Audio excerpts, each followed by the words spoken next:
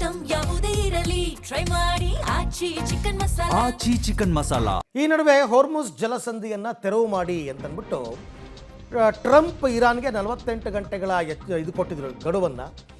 ಏಕವಚನದಲ್ಲೇ warning ಕೊಟ್ಟಿದ್ದಾರೆ ಇರಾನ್ನ ವಕ್ತಾರರೊಬ್ಬರು. ಹೇ Trump, you are ಫೈಯರ್ಡ್ ಅಂತ ವಾರ್ನಿಂಗ್ ಅಂತೆ.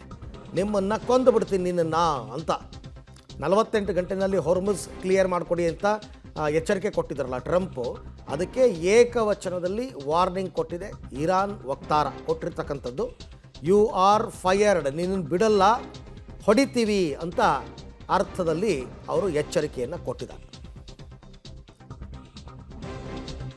ಓಕೆ, ಈಗ ಇಂಗ್ಲೀಷ್ನಲ್ಲಿ ನಿಮಗೆ ಹಾಗೆ ಮಾತಾಡೋದು ಟ್ರಂಪ್ ಅಂತಂದರೆ ಹಾಗೇ ಅದು ಏಕವಚನ ಸಿಂಗ್ಯುಲರ್ ಪ್ಲೂರಲ್ ಅಂತ ಬರಲ್ಲ ಅದು ಲೆಕ್ಕ.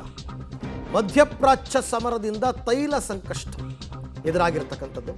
ಅಂತಾರಾಷ್ಟ್ರೀಯ ಇಂಧನ ಸಂಸ್ಥೆ IEA ಇಂದ ಒಂದು ಶಾಕಿಂಗ್ ಸುದ್ದಿ ಹೊರಗೆ ಬರ್ತಾ ಇದೆ. ಇಂಧನ ಸಮಸ್ಯೆ ಸಾಕಷ್ಟು ಬಿಗಡಾಯಿಸಿದೆ.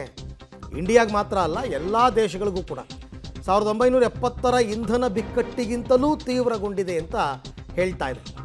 ಇದಕ್ಕೆಲ್ಲ ಪರಿಹಾರ ಇರ್ತಕ್ಕಂಥದ್ದು ಒಂದೇ. ಏನು ಪರಿಹಾರ ಅವ್ರು ಹೇಳೋ ಪ್ರಕಾರ ಅಂತಂದರೆ, ಹೊರ್ಮುಜ್ ಜಲಸಂಧಿಯನ್ನು ಓಪನ್ ಮಾಡಬೇಕು.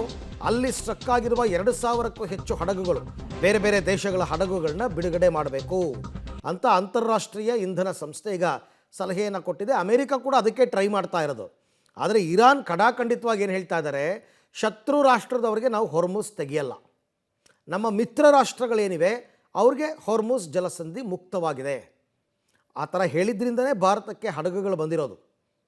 ಹಾಗಾಗಿ ಇವಾಗ ಇರಾನ್ ಮೇಲೆ ಅಂತಾರಾಷ್ಟ್ರೀಯ ಮಟ್ಟದಲ್ಲಿ ಪ್ರೆಷರ್ ಹಾಕಬೇಕು. ಎಲ್ಲರೂ ಸೇರಿಕೊಂಡು, ಎಲ್ಲರೂ ಬಲಿಷ್ಠ ರಾಷ್ಟ್ರಗಳು ಎಲ್ಲರೂ ಅವ್ರಿಗೆ ಪ್ರೆಷರ್ ಹಾಕಿ ಓಪನ್ ಮಾಡಿಸ್ಬೇಕು. ಇದೊಂದೇ ದಾರಿ ಇರತಕ್ಕಂಥದ್ದು, ಇಲ್ಲಾಂದರೆ ಕಷ್ಟ ಆಗಿಬಿಡುತ್ತೆ. ಲೈಕ್ ಬಲಿಷ್ಠ ರಾಷ್ಟ್ರಗಳು ಅಂದರೆ ಈವನ್ ರಷ್ಯಾ, ಚೀನಾನೂ ಕೇಳ್ಕೋಬೇಕು. ಈಗ ಚೀನಾಗೂ ಕಷ್ಟ, ಯಾಕೆಂದರೆ ಡೈರೆಕ್ಟಾಗಿ ಇರಾನಿಂದ ಅತಿ ಹೆಚ್ಚು ತೈಲ ಖರೀದಿ ಮಾಡೋದೇ ಚೀನಾ. ಹಾಗಾಗಿ ಎಲ್ಲರೂ ಒತ್ತಡ ಹಾಕಿ ಹೊರ್ಮುಜ್ ಓಪನ್ ಮಾಡಿಸಿದ್ರೆ ಸರಿ ಹೋಗುತ್ತೆ.